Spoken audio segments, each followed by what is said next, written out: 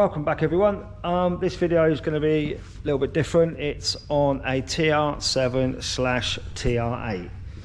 This car belongs to Alistair from Hamilton Classic and Motorsport.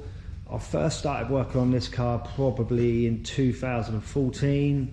Back then it was blue, white and red. I think it's always been a rally car. The things we done back then on it for Alistair was the wheelbase on it. I cut out all the inner wheel arches, the outer quarters, and moved them slightly back for him just to give him a bit more wheelbase in it.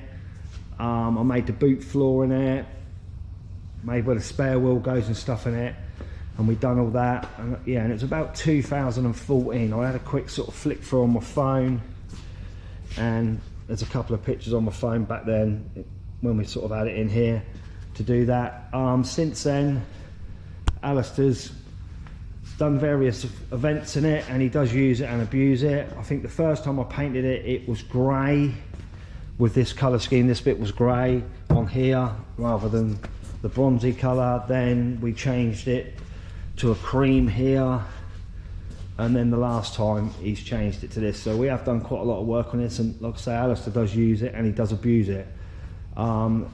About 3 or 4 years ago he rolled it in Jersey, so we ended up putting a new roof on it, new wings, altered all the front for him, and then since then he's damaged the doors and stuff, so it's back again because he's had a little hiccup in it. So what he has done this time, he has damaged this rear corner, so it's in for me to sort this out for him so he can get back out in it. And while it's here, I believe the engine is over the road at Grace Engine Developments, because James built the V8 in it, and he's just trying to have a refresh done on it and see if he can squeeze a little bit more power out, as everyone always wants more.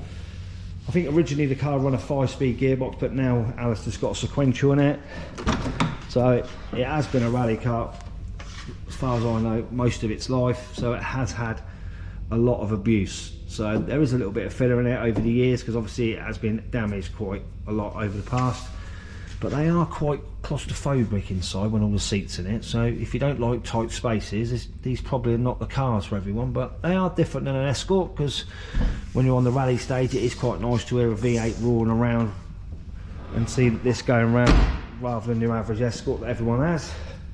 So yeah, so we've got it in. So I've got to sort this out. As you can see here, it has pushed the rear end over and opened this gap up quite nicely, cracked the joint there and put a nice kink there. So I've got to sort that out, put it on the jig, give it a pull. So I'll have a quick look in the boot. It has squashed it in that corner. Another thing Alistair wants me to do, he wants me to sink this extra fuel tank into the floor, because I think some of the stages now are getting a little bit longer and it is thirsty and it's using a bit more fuel. So like I said, in the past I made all this boot floor up, made this spare wheel carrier for him and all that. So like I said, we have done a lot of work on this car over the years where he keeps modifying it.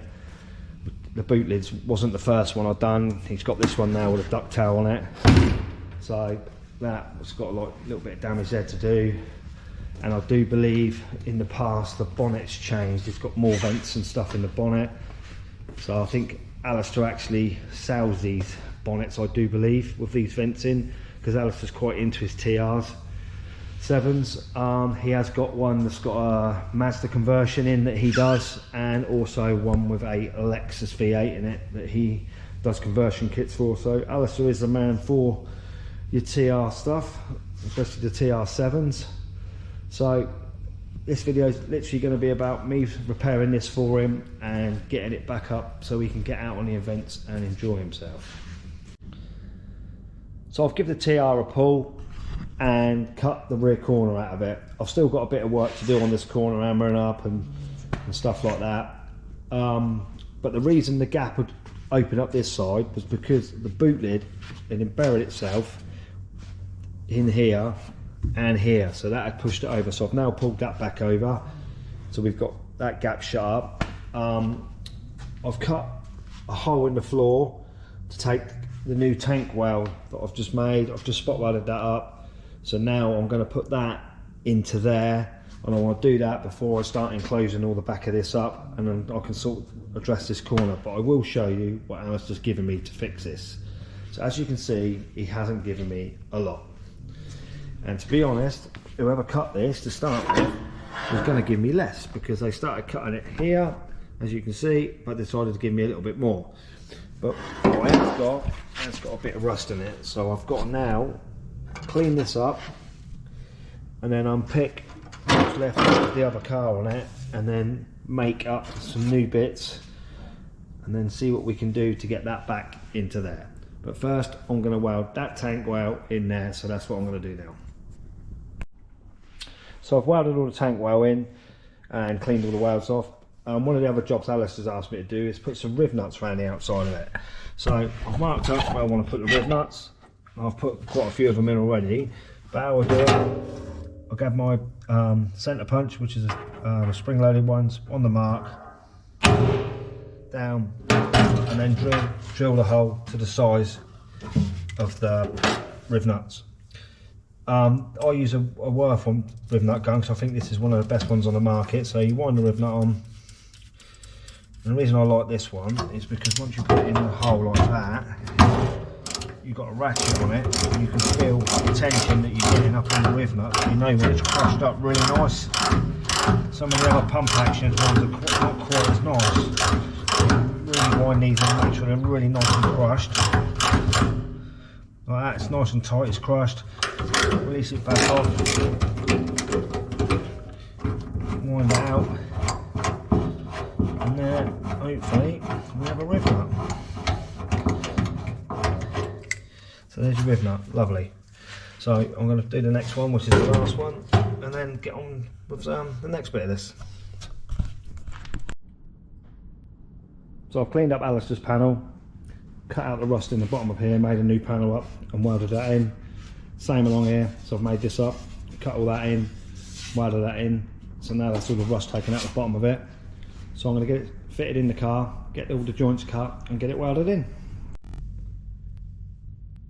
So we've moved on a bit now. Obviously I welded it all in, done the repairs on it, Ginger's primed it and blocked all that down, prepped inside the boot for me and the underside, so I can get that all done in grey, is what I'm going to do now, and then we can start masking up the outside to get the colours done on the outside. So that's my next challenge. Let's get some grey on it.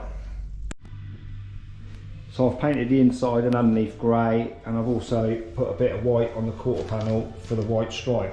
So I've now fine lined that out to get ready to mask it done for the red. So now I'm going to put the red on. The red on this is what we call a 3-stage pearl. So basically it's got a ground coat and then the red goes on. Then we can mask that out ready for the grey. So I'm going to get the red on it now. So I've painted the red, now I've masked it off so we can do the bronze grey, and then we can demask it and then lacquer it. So what I'm going to do now is get the bronzy grey on it. So now I've got the boot lid back in, so I need to get some colour on that as well, so we can get this job finished. So that's all 3 colours on now. So I'm now going to clear coat it, and this has a matte clear on this one, but I do add a very small percentage of normal clear into it just to take the milkiness of it. Sometimes when you do matte clears they can look just a little bit milky. So I'm going to do that now, and hopefully we can get this out and get it back together. Right, so that's Alistair's TR all ready for him to collect, which I think he's coming this afternoon to get it.